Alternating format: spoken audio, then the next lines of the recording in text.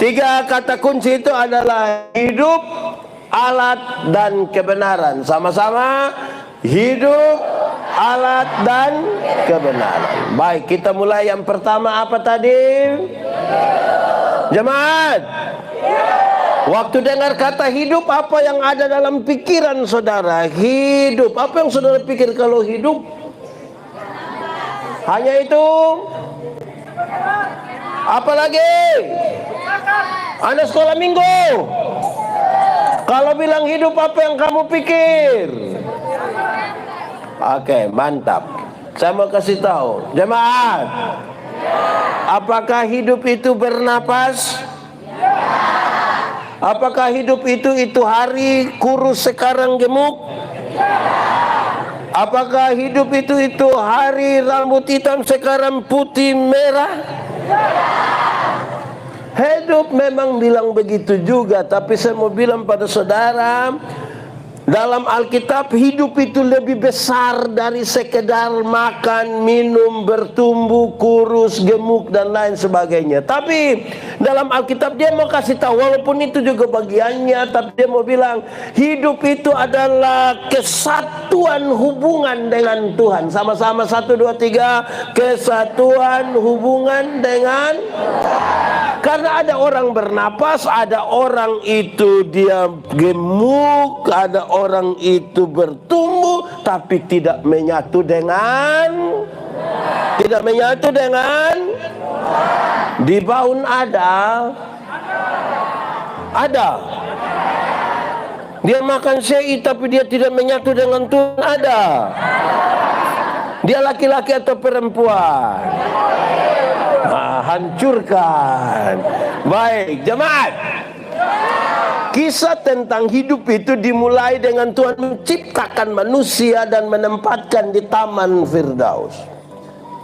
Manusia oleh karena keinginan dagingnya, dia melangkah melewati batas. Tuhan bilang, hei manusia, semua tanaman dalam taman ini boleh kau makan, tapi yang itu jangan.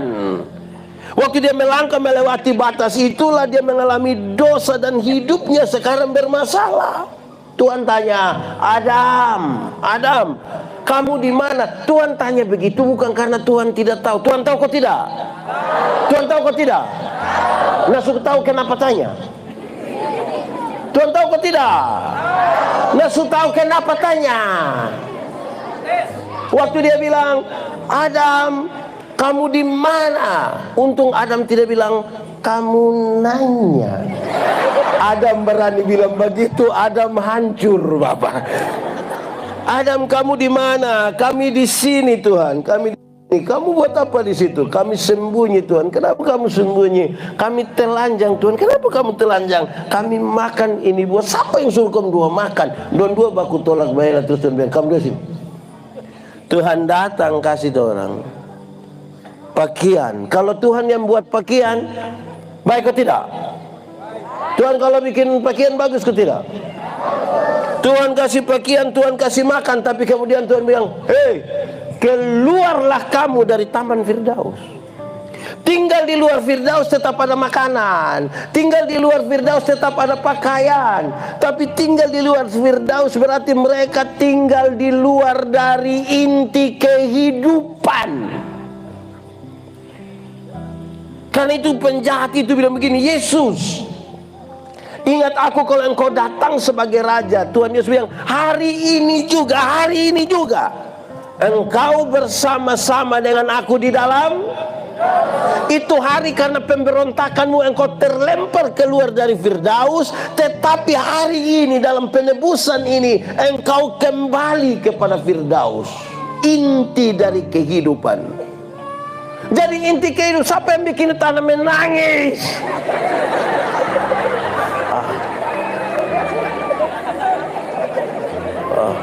Lanjut. Jadi inti kehidupan itu tidak pada pakaian, tidak juga pada makan. Untuk apa badan bagus-bagus, hidup kaya raya, makanan berlimpah, mati masuk neraka. Kurus-kurus, susah-susah, noe-noe, mati masuk surga. Mana yang baik? Mana yang baik? Mana yang baik? Dua-dua salah, tidak baik. Yang bagus itu badan bagus-bagus, pakaian ketat-ketat, hidup kaya raya, mati masuk. Tapi kita ini Tuhan Allah baru kasih kepercayaan sedikit langsung lupa Tuhan.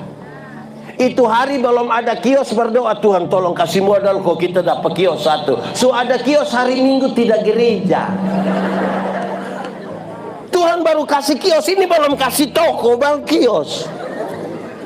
Itu hari belum dapat sapi berdoa, Tuhan tolong kok kita dapat sapi dulu Tuhan. Ini tetangga semua ada sapi, kita belum. Sudah dapat sapi, hari Minggu tidak ikut gereja. Terus pendeta bilang, kenapa tidak pergi? Tuhan suka kasih sapi tidak urus dan nanti Tuhan marah. Di Baun ada, di Maranatha ada. Yang dia itu ada ikut ibadah sekarang. Dia pakai baju warna. Mulai bertuduh sudah, bertuduh sudah. Jemaat, Tuhan baru kasih kepercayaan sedikit. Dia pun kulit baru lebih putih sedikit dari orang lain. Dia pun sombong, tidak ada dua. Betul. Di sini ada. Tunjuk. Hei, jemaat. Yang RT dia pun suami, tapi suruh panggil dia Mama RT. Lama-lama dia bikin kacau indahnya RT dong, gara-gara dia pun itu. Yang kepala sekolah dia pun suami, tapi suruh panggil dia Mama Kepsek. Lama-lama dia tanda tangan rapor, kok bikin rusak ini dunia dong ini.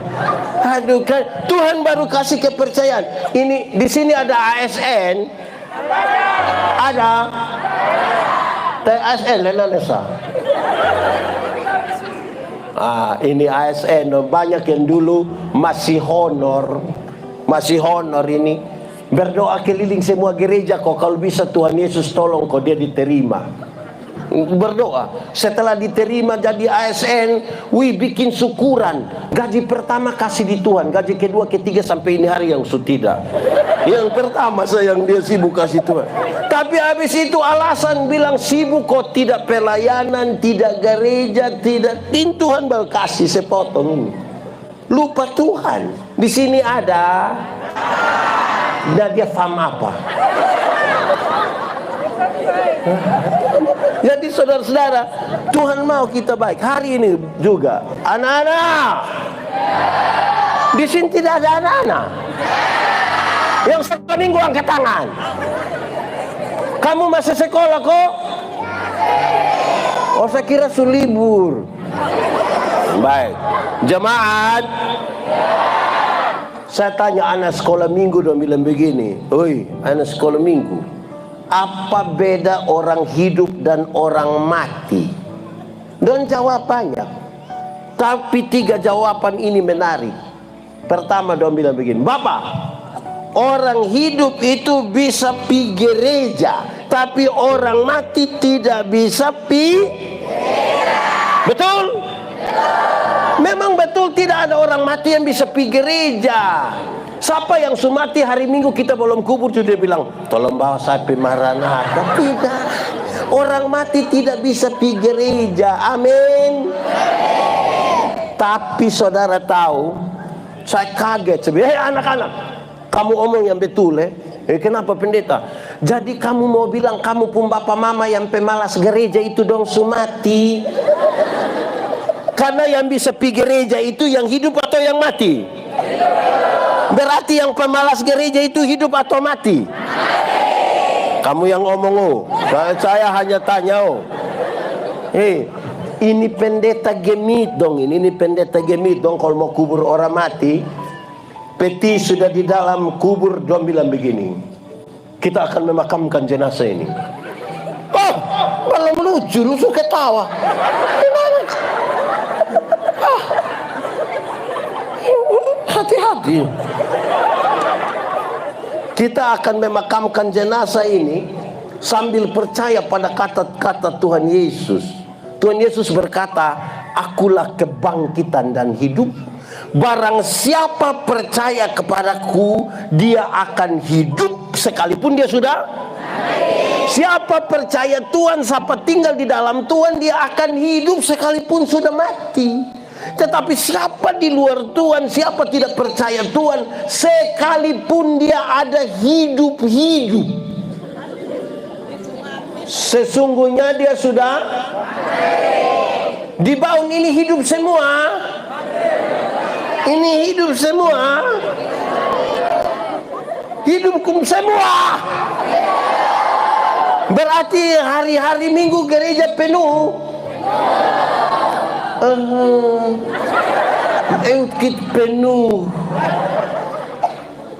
Saya mau tanya loh, jemaah, kenapa ini ibadah ini malam ini lebih banyak mama-mama?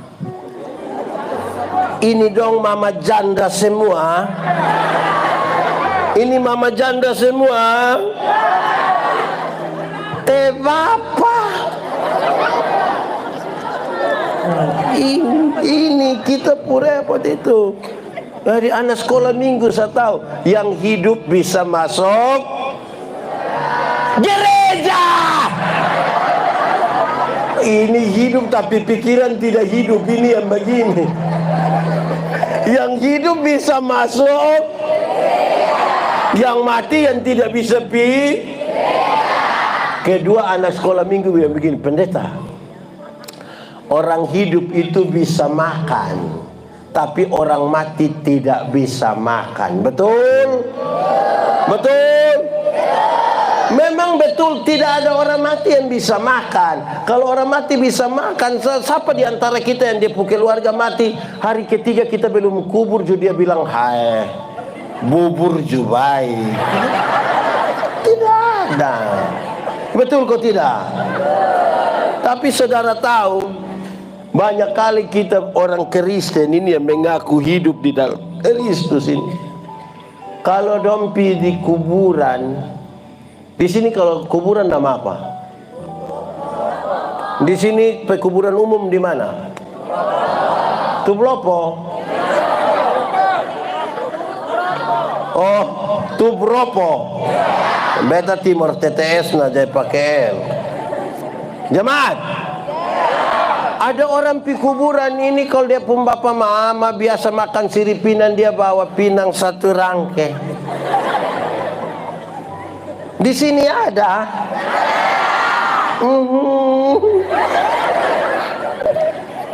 Kalau dia pun bapak mama biasa makan daging ayam, dom panggang memang ayam satu ekor. Kalau bapak biasa minum sopi, dia bawa Jenever satu botol, dia bawa setengah gelas, sisa dia yang minum. Hei, orang tua masih hidup itu yang kasih dia makan, bukan sumati baru dia kasih makan. Amin. Hei jemaat, orang tua kalau masih hidup itu kirim kasih dia beras dan seibaun. Ini orang tua masih hidup sudah susah sengsara dan tidak kasih makanan. Pas mati baru dia bawa babi besar satu. Itu ju utang. Sampai di situ saya ngajak pukul babi pun perut.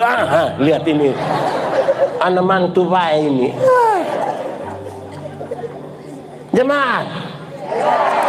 Orang tua masih hidup itu beli kasih dia jas. Supaya dia gagah-gagah pakai. Ini orang tua masih hidup jalan piman mana pakai yuken. Sumati bordom beli jas. Untuk apa? Orang tua masih hidup beli kasih dia sepatu atau sepau? Oh sepatu. Sepatu. Ini orang tua masih hidup, dia jalan kaki kosong, tidak ada alas kaki. Jadi dia pun jari kaki don tabuka besar begini.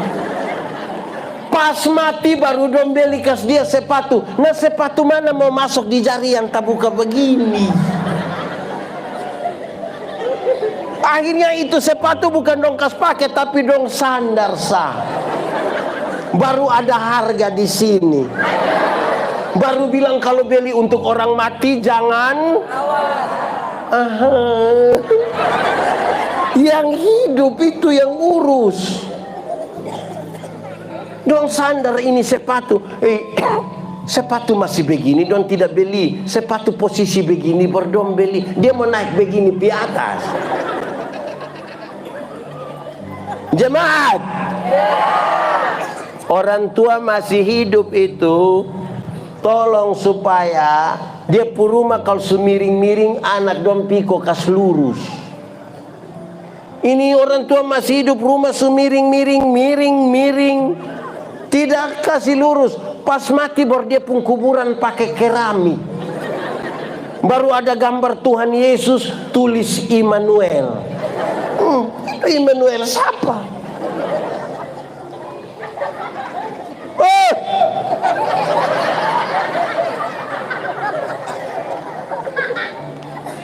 Orang tua masih saya marah satu orang ini.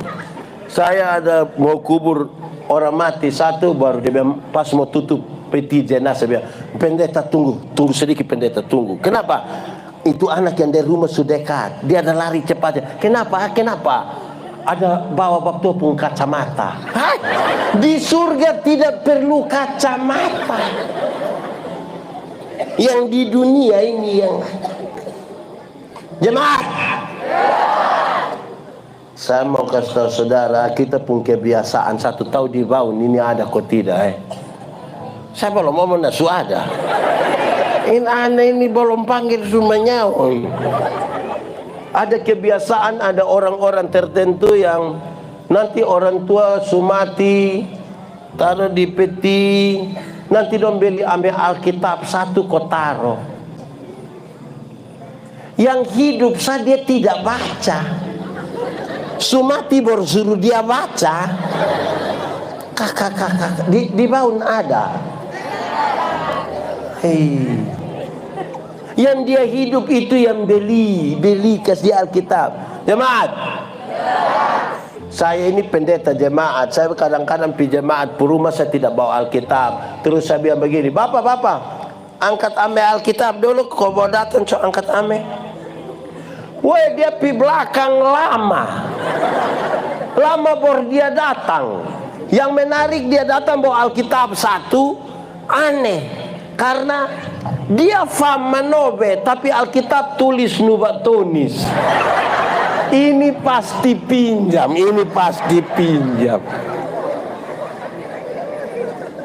Ada yang lebih menarik, Alkitab tidak ada tapi motor dua. Wih, kalau Alkitab tidak ada di rumah tapi motor dua, itu sama dengan Alkitab itu lebih mahal dari, sehingga bisa beli motor dua tapi tidak ada. Atau jangan sampai yang kedua mangkali dia suhafal kas habis Alkitab. Jadi mau beli untuk apa kok semua dia suhafal. Itu kedua. Ketiga, anak sekolah minggu bilang begini, sekolah minggu bilang, pendeta, orang hidup itu bisa baomong, tapi orang mati tidak bisa baomong. Betul? Memang betul tidak ada orang mati bisa omong. Orang mati kalau bisa omong pasti pas mati kok kita mau kas mandi dia, kok buka dia pun pakaian, pasti kita buka begini pas sampai sini. What? Tapi kan dia tidak bisa baomong. Betul kok tidak? Betul kok tidak? Tapi saya mau kasih tahu jemaat, saya keliling ini negeri terlalu banyak. Ada jemaat datang omong di saya bilang begini, pendeta, yuk, tadi malam nenek ada datang. Jadi saya tanya, siapa pun nenek? Kita pun nenek bapak. Nenek tinggal di mana? Itu hari nenek tinggal di sini. Sekarang nenek sumati. Jemaat, yang betul orang mati bisa omong kok tidak? Bisa kok tidak? Tidak kok bisa? Bisa kok tidak? Nah yang tadi malam datang itu siapa pun nenek. Baru saya tanya, nenek datang kasih tahu apa? Nenek datang kasih tahu nomor KP bapak. Nenek tukang judi begini juga. Aduh. Di sini ada yang biasa isi kafe. Dia ada di sini. Majelis atau jemaat. Hancurkan. Ini hancurkan. Aduh.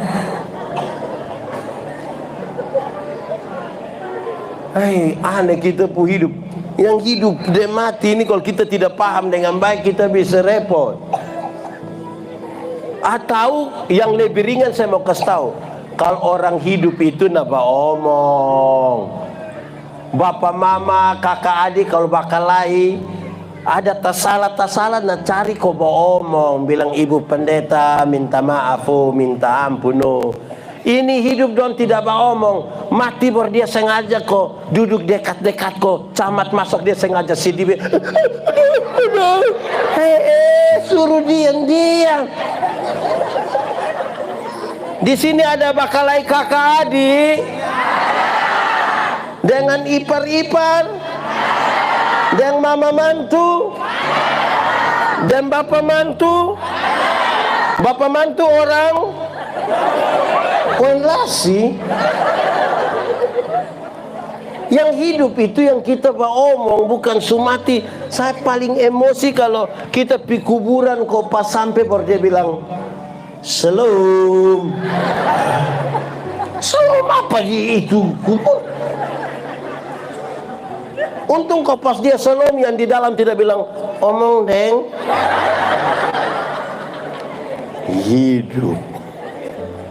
Hidup itu kata kunci pertama. Kata kunci kedua kita duluan di kebena. Ulang 1 2 3. Kebena. Jemaat. Ada dua kata dalam bahasa Indonesia, benar dan betul. Benar dan betul sama atau beda? Beda kok sama? Sama kok beda? Beda kok sama? Sama kok beda? Beda kok sama? Sama! Benar itu bisa berarti betul. Betul bisa berarti benar. Tapi dua kata yang sama ini sama-sama diberi awalan ke dan akhiran an. Benar akan jadi kebena. Betul akan menjadi kebetul. Masih sama artinya? Beda. Kebenaran arti lain, kebetulan arti lain. Sekarang saya mau tanya, jemaat. Kalau hari ini kita ikut ibadah di sini, kebenaran atau kebetulan?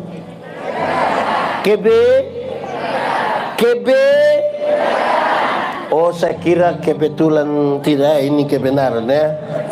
Kalau Tuhan Yesus mati bagi kita kebenaran atau kebetulan? Kalau kita masih hidup hingga hari ini kebenaran atau kebetulan?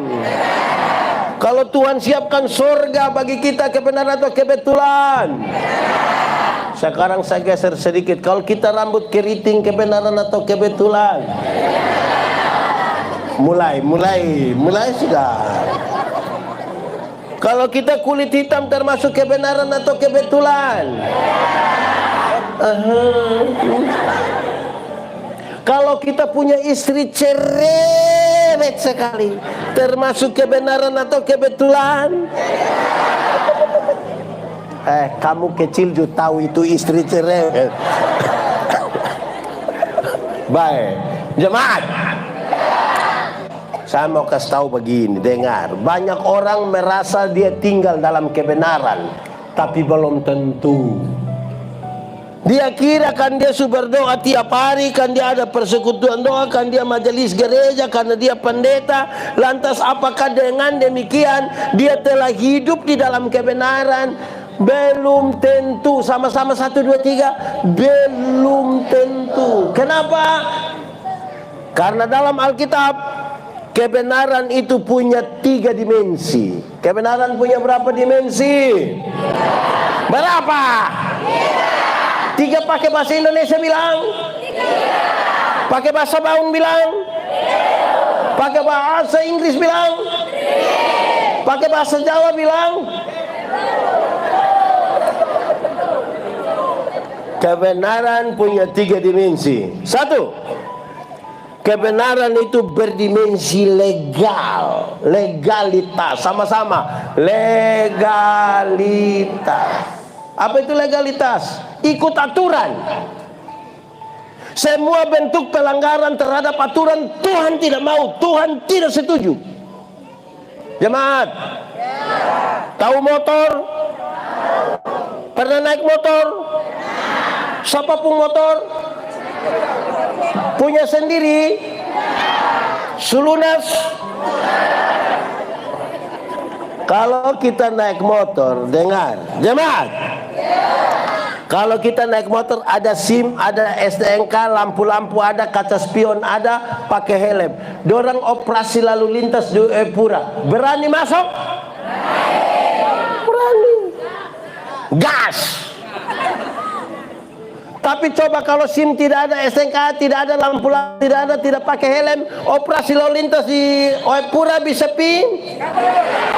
Bisa? Kenapa tidak berani? Kan kamu polisi toh. Kebenaran tuh punya dimensi legalitas, ikut aturan. Kalau pakai helm, SIM ada, STNK ada, lampu-lampu ada, kaca spion ada, dong operasi lalu lintas di Epura, kita masuk. Sampai sana polisi tidak tahan, kita putar kembali. Terus polisi bilang, kenapa putar kembali? Pak, tolong tilang saya. Ikut. Karena ikut aturan. Di sini ada yang tukang langgar aturan. Anak sekolah. Yang SMP di sini ada. Biasa sekolah jam berapa? Jam berapa? Kalau sekolah jam 7 terus kamu pergi setengah 7, kan cara jalan beda dengan terlambat toh. Kalau jam 7 kita pergi setengah 7 kan kita sampai Shalom, selamat pagi, apa kabar? Kalau sebelum waktu toh. Tapi coba kalau sekolah jam 7 bosan pergi setengah 10, bisa pergi dan pergi Shalom, begitu. Itu cara jalan akan begini.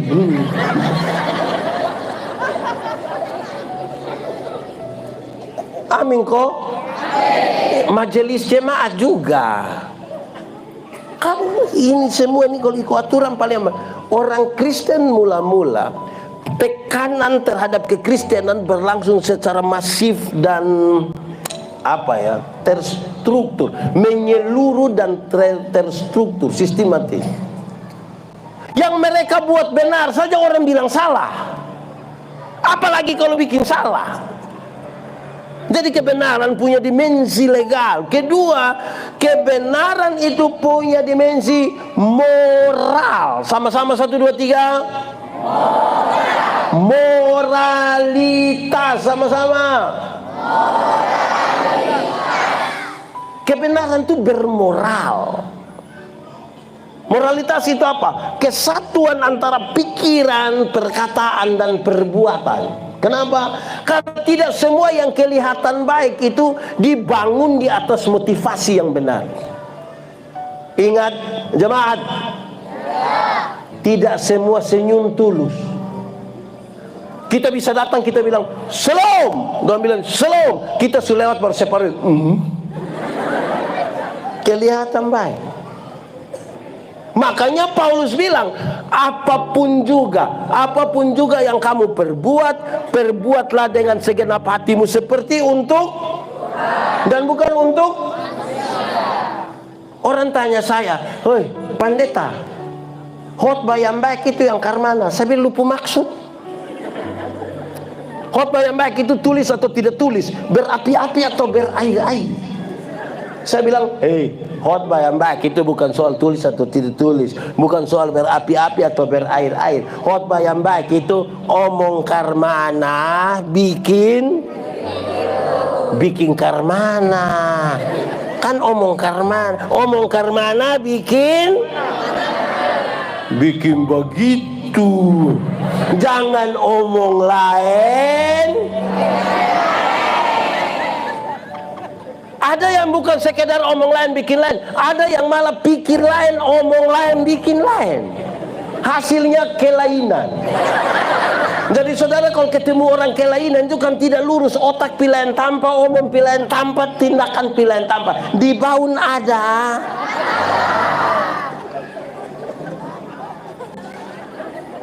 Khotbah berapi-api di satu acara syukuran, habis dia yang poasopi di situ. Kebenaran itu bermoral. Khotbah berair-air di acara penghiburan, habis dia yang judi. Kamu ke mana? Pikir apa omong itu? Hei, dari kata-kata orang uji dengan tindakan. Syukuran dia sarjana pertanian, bikin syukuran, mantap toh? Mantap. Sarjana pertanian, ilmu pertanian sudah ada, tapi tidak tahu tanam tomat. Kamu ke mana? Sarjana peternakan, berarti dia tahu ilmu, tapi sayang tidak bisa kawin babi. Lalu kita mau apa dengan pikul sarjana banyak-banyak? Sarjana olahraga, berarti dia tahu ilmu. Terus kita bilang, kakak coba roll, coba kakak koprol, coba kakak salto. Dia bilang, aduh jemaat. Saya pendeta Yandi khotbah di semua bank yang ada di Kupang, di banyak bank di Indonesia. Saya bilang begini, ini ibu-ibu yang kerja di bank dong, ini don cantik-cantik semua. Mau lihat jauh, kau lihat dekat, tetap don cantik. Don pun pakaian don bagus-bagus, kerja di ruangan yang tertata bagus lagi, ber-AC lagi. Kita pi bank ini macam kita tidak mau pulang, Kayak macam mau lihat-lihat terus don pemuka begini. Kita baru naik di tangga terakhir, dengan santun sekali dong bilang begini, selamat siang, ada yang bisa kami bantu?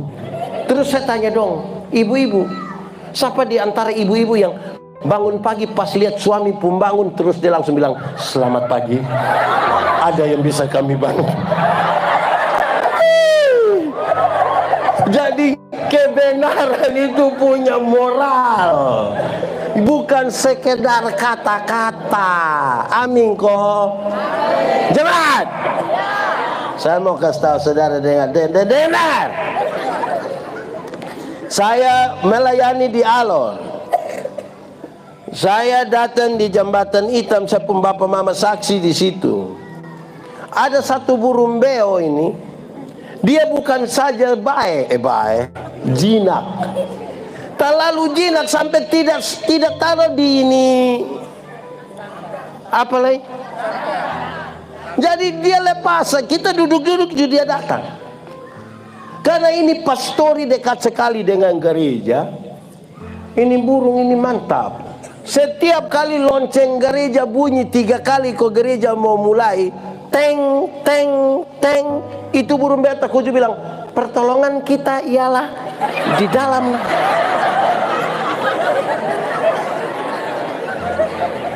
Betul, teng teng teng, dia langsung, pertolongan kita ialah di dalam nama. Karena itu terjadi beberapa kali, saya kemudian ambil kesimpulan bahwa ternyata kalau hanya omong, burung beo juga bisa. Sama-sama 1, 2, 3. Kalau hanya omong, burung beo juga bisa. Kasih tahu kawan di sebelah. 1, 2, 3. Kasih tahu kawan di sebelah. 1, 2, 3.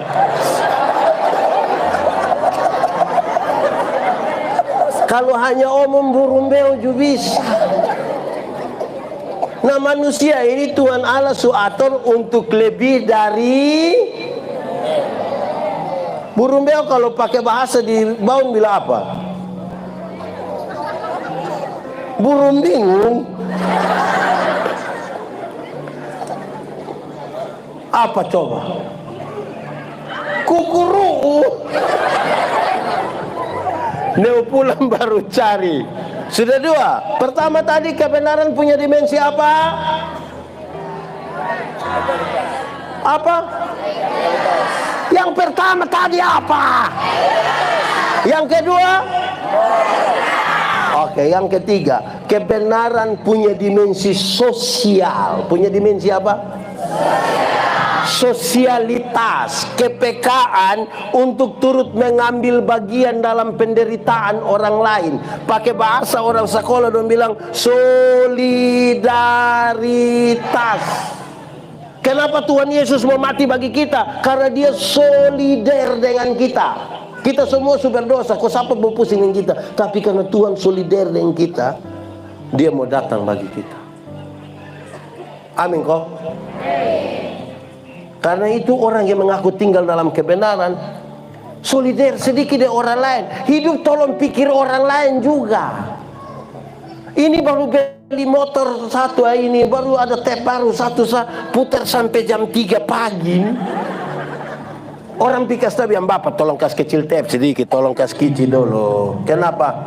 Ada bayi satu sakit di sebelah. Lu pikas tahu itu bayi ya? Ada tambah 2.000 di sapu tap. Manusia hidup tidak bisa pikir orang lain ini. Anak muda, kamu tahu motor? Itu motor itu hasil dari pabrik. Itu yang kerja di pabrik itu orang otak mantap semua. Kerja pakai sistem komputer. Jadi itu terukur secara ilmu, hasil penelitian juga. Jadi don't tahu setir, gas, speedometer, ban, velg itu terukur. Ini kita pu anak yang tidak lulus semua mata pelajaran ini, dorang ju reparasi motor. Akhirnya motor bunyi kayak orang gila. Wah, wah, wah. Jadi nanti tengah malam kok orang sutider baru dia lewat sini. Wah, wah, wah.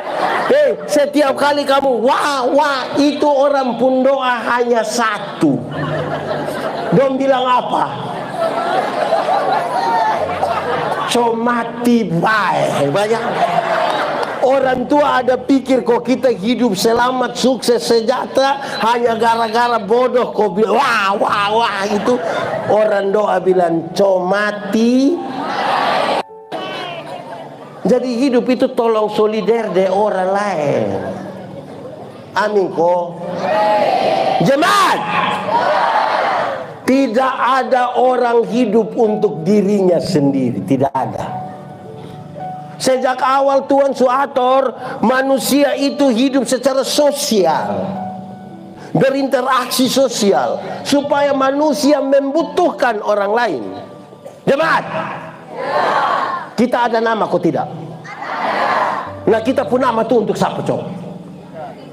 Untuk kita dan orang lain. Karena tidak ada orang memanggil namanya sendiri. Siapa yang pas mau makan dia panggil dia pun nama yang di makan, kan tidak ada. Kita pun nama ini supaya orang lain panggil. Betul kok tidak? Jemaat, kita makan ini untuk siapa coba? Untuk kita dan orang lain. Bagaimana pendeta kita bisa makan untuk dengar? Istri kalau sakit, kita suami bilang mama makan. Dia bilang, tidak bisa. Mama, makan. Mulut pakit Mama, makan.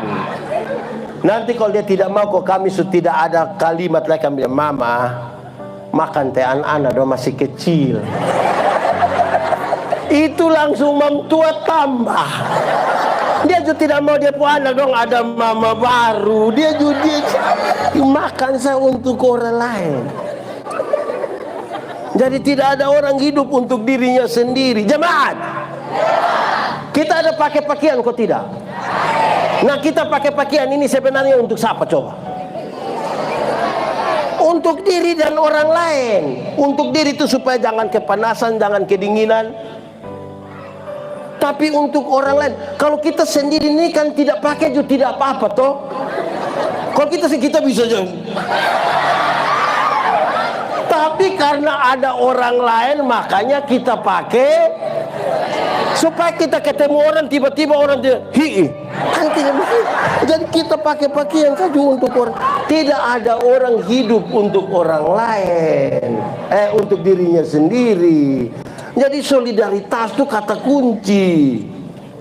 Yang kebenaran itu ada 3. 1 apa? Apa? 2. 3. Mantap ya, nanti sebentar ada yang bisa jawab ulang. Dapat sepeda.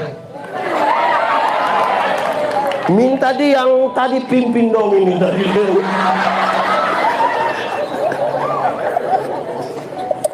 Sudah 2 toh. Hidup tadi sudah dijelaskan. Kebenaran sudah dijelaskan. Sekarang kita bicara tentang alat. Sama-sama 1, 2, 3. Alat itu sarana. Apa?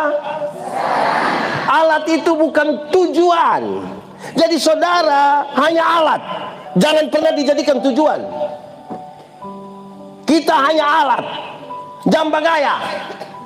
Ada banyak orang yang dia rasa terlalu geng. Itu bound, itu kalau saya tidak ada di situ, nol. Itu siapa? Kita hanya alat. Sebertalenta apapun kita, jangan merampas kemuliaan Tuhan karena kita hanya alat. Ada alat ini yang bagaya-bagaya sampai dia hanya mau dia yang omong, orang lain tidak bisa omong. Bagarak sedikit tersinggung, sedikit-sedikit tersinggung, sedikit-sedikit tersinggung, sedikit-sedikit tersinggung kok sedikit-sedikit. Orang berlatih belum lihat apa. Kita hanya alat. 1, 2, 3. Kita. Saya ingat almarhum pendeta Telnoni, dia bilang saya, Yandi, engkau mesti studi lanjut. Siap Bapak. Terus dia bilang begini, tapi engkau harus tetap STH. Saya bilang, bagaimana saya studi lanjut saya tetap STH? Bapak suruh saya ikut DO. Terus dia bilang, Yandi lu tahu, STH saya tetap hamba. Sama-sama 1, 2, 3. Saya tetap. Supaya kita hanya alat, bukan tujuan. Mari kita lihat alat. Saya mau bilang begini, alat ini di dalam hidup kita banyak. Tapi anak sekolah minggu, berdiri. Kamu berdiri. Kita menyanyi sambil tepuk tangan, orang tua bantu tepuk tangan. 3, 4. Hati-hati gunakan.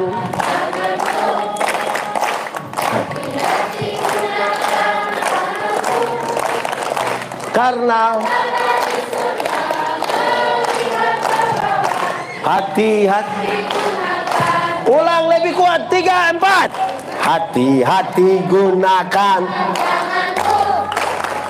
Hati-hati gunakan. Karena apa?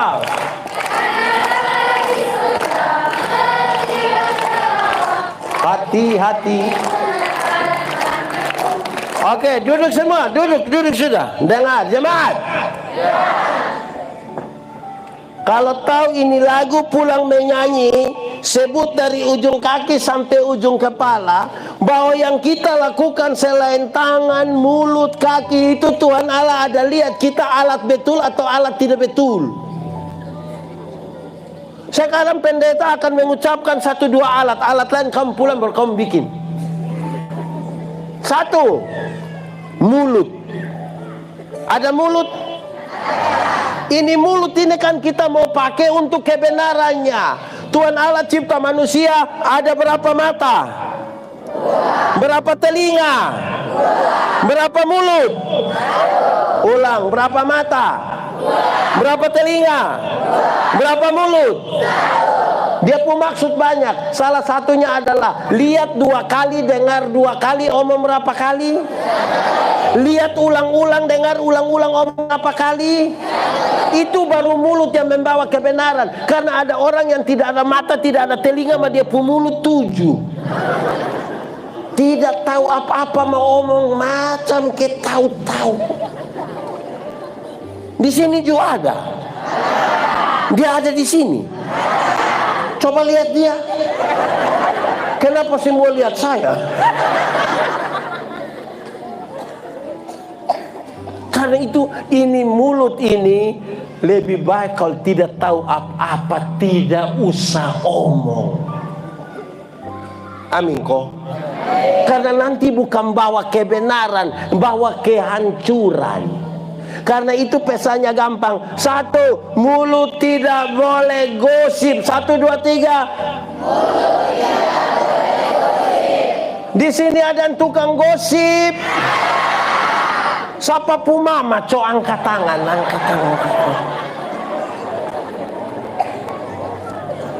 Saya punya potongan video satu beredar cukup luas.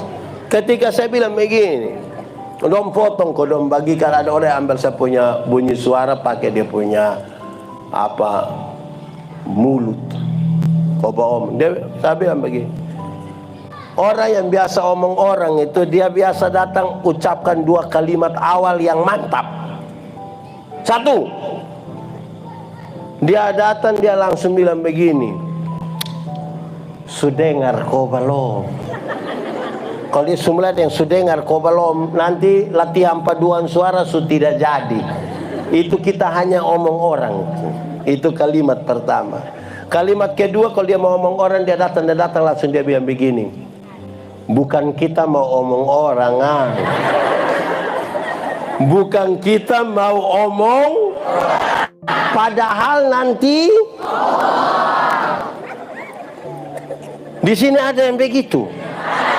Laki-laki atau perempuan? Dia pun nama siapa? Di mulut begitu. Kedua, mulut ini tidak boleh tipu. Sama-sama.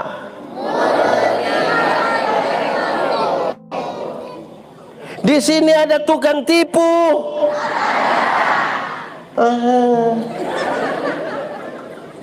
Jemaat, tipu boleh kok tidak? Tipu boleh kok tidak? Tipu boleh kok tidak? Kalau untuk kebaikan kita tipu boleh? Apa? Ulang-ulang, tipu boleh kok tidak? Untuk kebaikan kita tipu boleh? Tidak boleh. Tidak ada tipu untuk kebaikan. Tipu itu tipu. Karena satu tipu melahirkan tipu baru. Bapak, kenapa tidak pergi gereja? Perasaan dan pendeta tanya, dia bilang, saya sakit pendeta, saya sakit. Kita ketemu dia pun istri, kita bilang, Mama bilang Bapak ada sakit. Mama tidak tahu, tidak, kok itu ada di rumah. Terus kita ketemu dia, kita bilang, Bapak, Mama bilang Bapak tidak sakit, Ma. Terus dia bilang, saya sakit tapi belum kasih tahu Mama. Satu tipu akan melahirkan dia. Pendeta, kami di sini kami tidak tipu. Kami hanya pakai 2 kata, yaitu sebenarnya dan tapi. Bapak, kenapa tidak pergi gereja? Sebenarnya saya pi. Tapi kalau tapi itu dia tidak pi.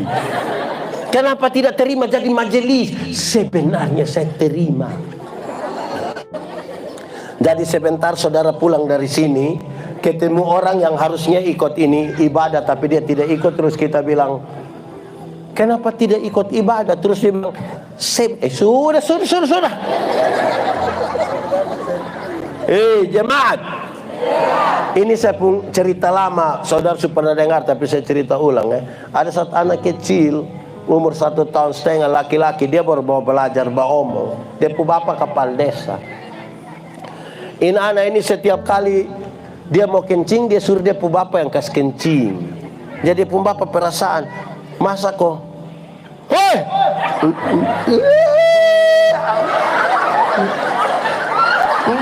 ini anak dong, ini orang, susah ini anak dong ini. Mesti tegur dong dari kici-kici. Dia pun bapak tersinggung, tidak apa-apa, kasih tahu dong. Supaya dia pun baik, bukan kita pun baik. Yang ada duduk dengar, saya belum tentu dengar sampai habis dan mengerti. Yang ikut sah, apalagi yang belari. Kasih tahu dong.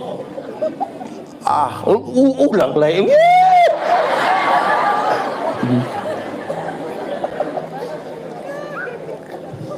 Ini bapak tua ini dia kepala desa. Ini anak setiap mau kencing dia minta tolong dia pu bapak yang kasih kencing dari pu bapak kan malu hati dia bapak. Ada kalau mau kencing ada kasih tahu bilang ada mau menyanyi. Itu jurus berhasil. Setiap kali ini anak mau kencing dia datang dia bilang bapak, ada mau menyanyi. Nanti dia pu bapak sengaja putar-putar keluar kasih kencing dana selesai. Satu saat dia pun bapak mama berangkat di Jakarta, titipin anak di dia pu om dong. Tengah malam in anak mau kencing dia kasih bangun dia pu om bilang, om, ada mau menyanyi. Dia pu om karena tidak tahu dia pu om bilang, jangan teh ini su tengah malam, jangan. In anak tidak bisa bilang om, kenapa ada mau menyanyi? Dia pun bilang, tidur tebai di sebelah nanti marah, tidur. In anak su tidak bisa, dia bilang, om, kenapa adik su tidak bisa? Adik harus menyanyi sudah. Dia pun om justru kasihan, dia pun om bilang, itu adik menyanyi pelan-pelan di om pun telinga.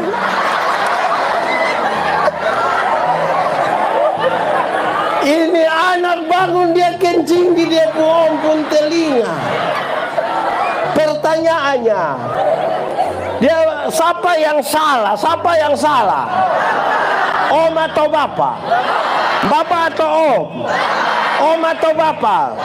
Bapak atau om? Kenapa bapak yang salah?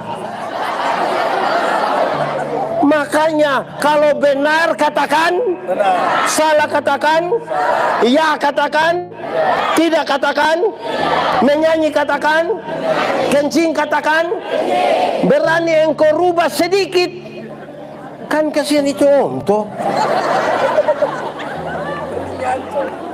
Mulut yang bawa kebenaran itu dia bicara yang benar, bukan tipu-tipu. Stop tipu-tipu. 1, 2, 3.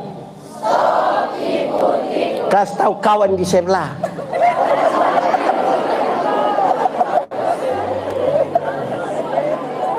Pakai bahasa timur. Pakai bahasa timur kalau bilang stop tipu-tipu bilang apa?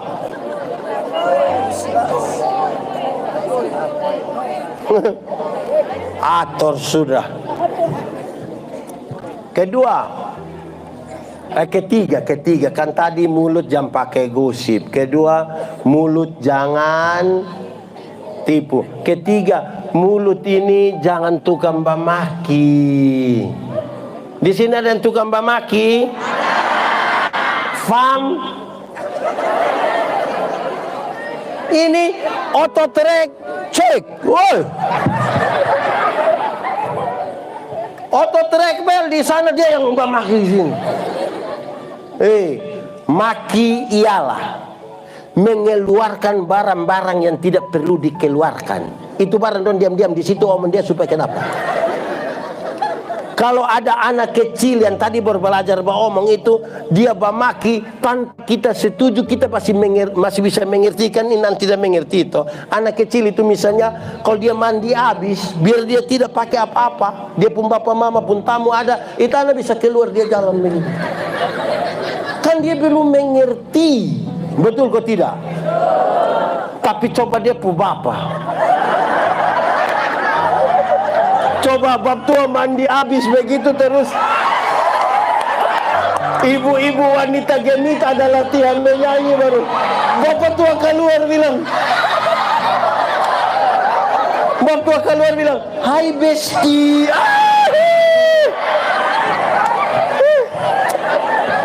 Jadi yang tukang bamaki dong berhenti sudah, stop. Ini mulut mesti bawa yang benar. Amin kok. Stop bamaki. 1, 2, 3. Kasih tahu kawan di sebelah. 1, 2, 3. Berhenti. Anak muda,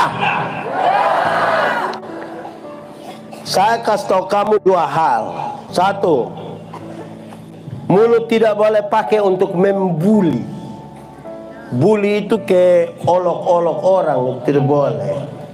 Kita ini kadang-kadang karena berasa terlalu akrab, kita enak saya olok orang. Tagal kawan kulit hitam sedikit, kok dia datang dia bilang salam, kita bilang suara ada tapi tahu dia pu orang di mana. Ini bully, ini dia pun nama bully. Tidak boleh itu. Berhenti, itu mulut tidak bawa benar, itu mulut tidak bawa benar. Ini dia pu kawan, ini orang tua justru, ini orang tua satu, ini orang tua. Anak tagal kulit hitam sedikit dia panggil, itu anak pun nama Johnny ko, Yandi ko.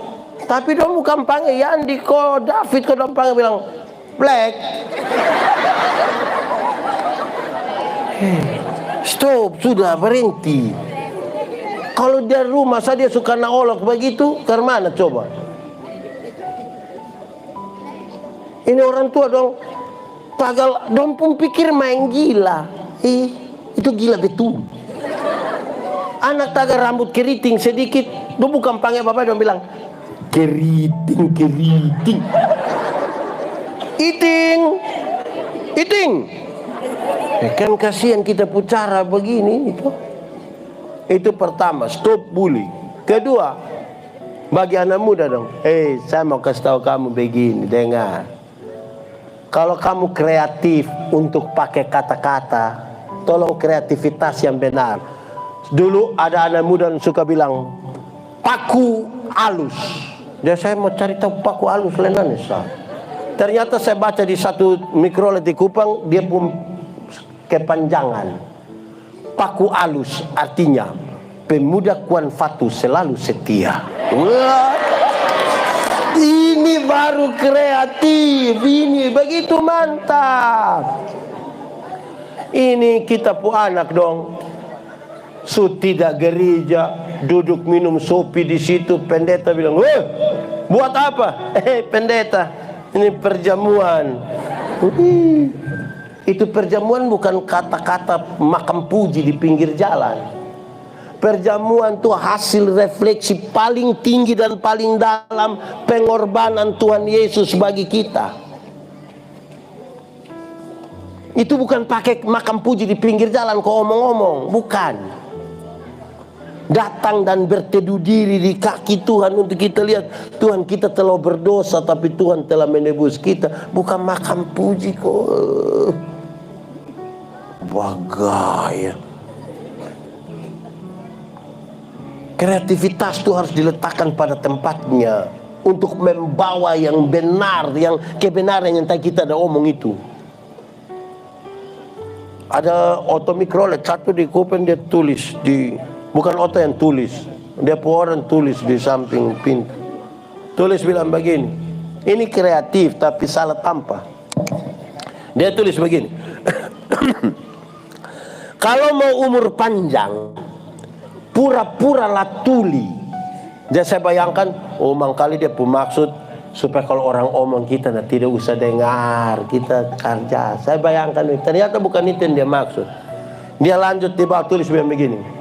Kalau mau umur panjang, pura-pura latuli supaya kalau Tuhan panggil, lu tidak dengar kalau lu jalan terus.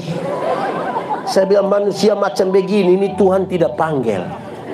Nanti dia pi sendiri. Kemungkinan besar dia pi lewat liliba, lewat jembatan. Kita ini kadang-kadang masuk makam puji omong sambaran sah. Mulut ini tolong pakai yang betul, yang benar. Ini khusus anak muda. Anak muda, kami yang tua-tua begini,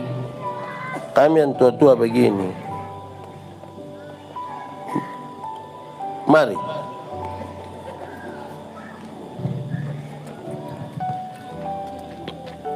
Makasih. Harus omongin juga. Ini anak sekolah ini perubahan zaman terlalu cepat. Kadang-kadang dong pemulut itu sangat jauh dari bilang maaf, terima kasih, permisi, tolong. Ini andon ini dong. Jadi orang tua tolong, guru don tolong kau ajarin anak don bilang maaf, permisi, terima kasih, tolong. Sama-sama 1, 2, 3. Maaf, permisi, terima kasih, tolong. Kamu sendiri 1, 2, 3.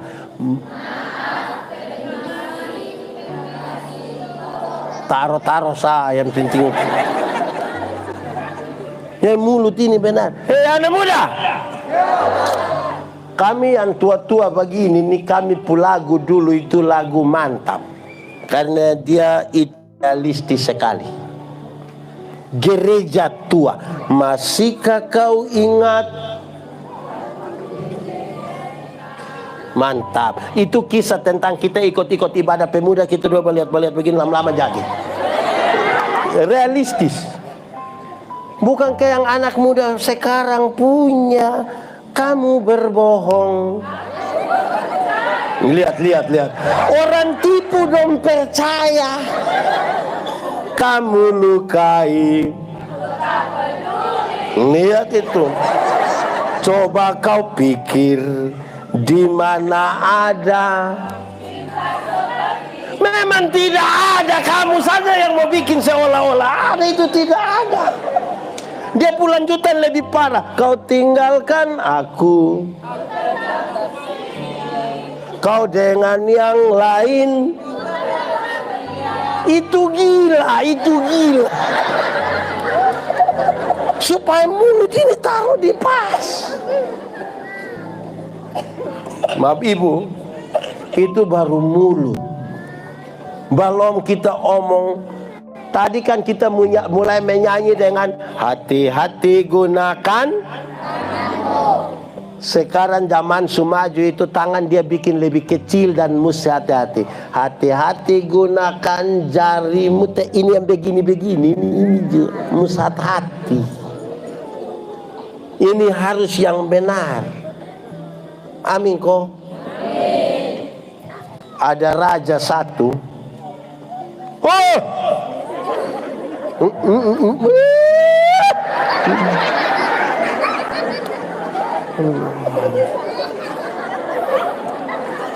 Ada raja satu ini, ada tamu mau datang toh. Dia bilang, dia pun juru masak bilang begini, juru masak, coba masak makanan yang paling enak, Siap. Masak habis, jam makan, raja datang, siap. Sudah, silakan bapak raja dan tamu. Dia buka ini makanan ini dari lidah semua, lidah penuh-penuh. Dia tidak suka tapi dia makan saja. Habis itu dia bilang, juru masak, sebentar lu masak makanan yang paling tidak enak. Kan tadi yang paling enak toh, sekarang yang paling tidak enak.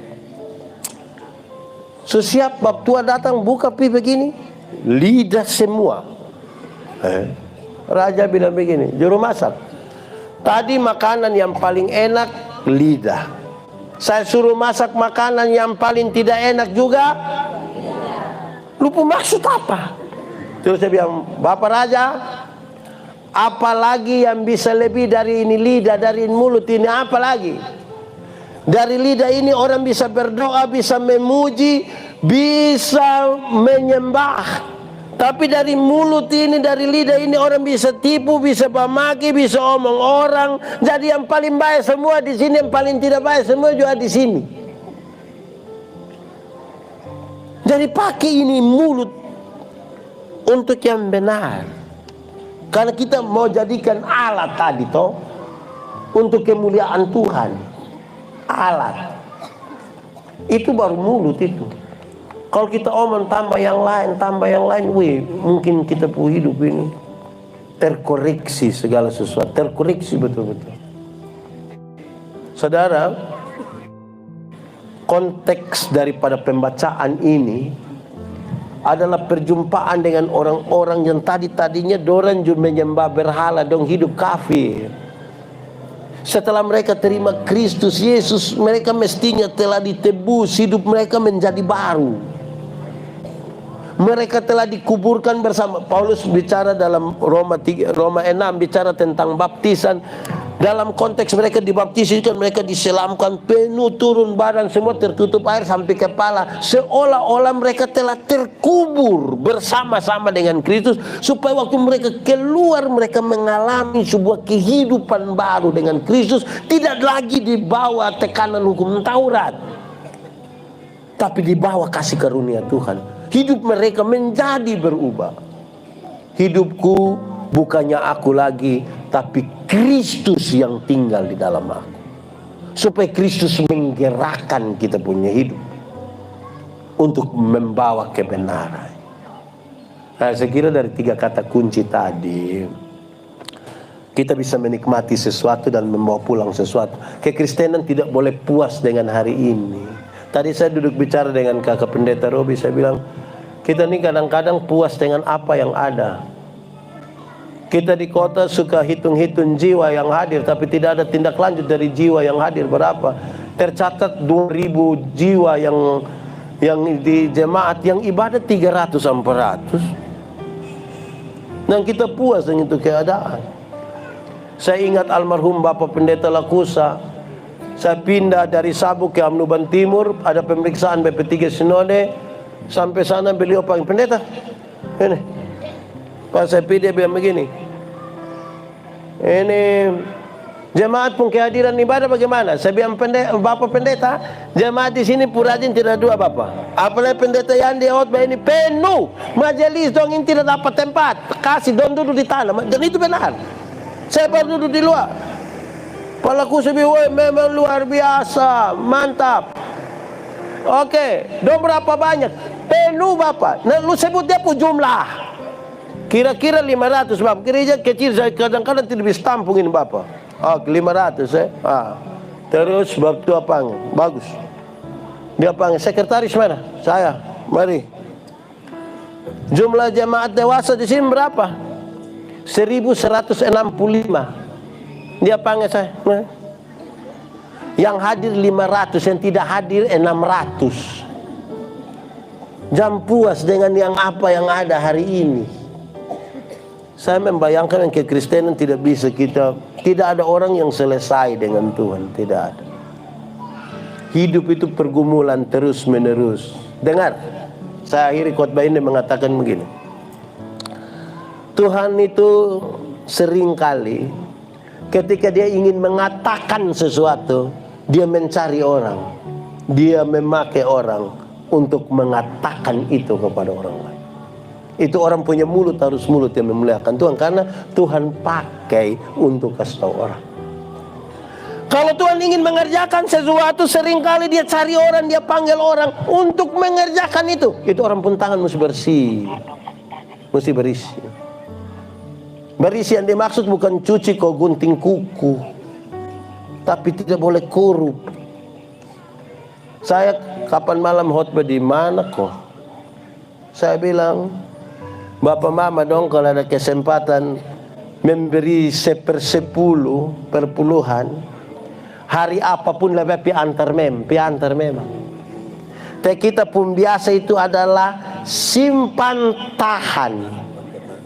Simpan tahan itu akan melangkah ke ambil tahan. Ambil tahan itu akan naik ke pakai tahan. Dan kalau pakai tahan seringkali terjadi pemutihan. Jadi lebih baik intangan ini berisi. Tuhan ketika dia ingin menguatkan hati seseorang yang hancur, remuk, redam, seringkali dia cari orang dan dia pakai orang untuk memberikan pernyataan kekuatan itu. Ini mesti keluar dari orang yang alat-alatnya ini adalah alat yang tadi memenuhi itu 3 unsur kebenaran untuk sampaikan. Kalau tidak, kita ini hanya aktivitas rohani yang kuat. Pendeta Yandi pun jadwal-jadwal padat memati, yang jatuh sekarang sampai Januari 2025. Itu orang sibuk. Apakah sibuk melayani sama dengan betul-betul kita ada menyatakan sesuatu yang benar? Belum tentu. Kita mungkin hanya aktivis dari sebuah pelayanan. Sekarang dia menuntut lebih. alat hidup ini. Tadi saya jelaskan hidup itu apa. Dia bukan sekedar napas kan, kesatuan dengan Tuhan.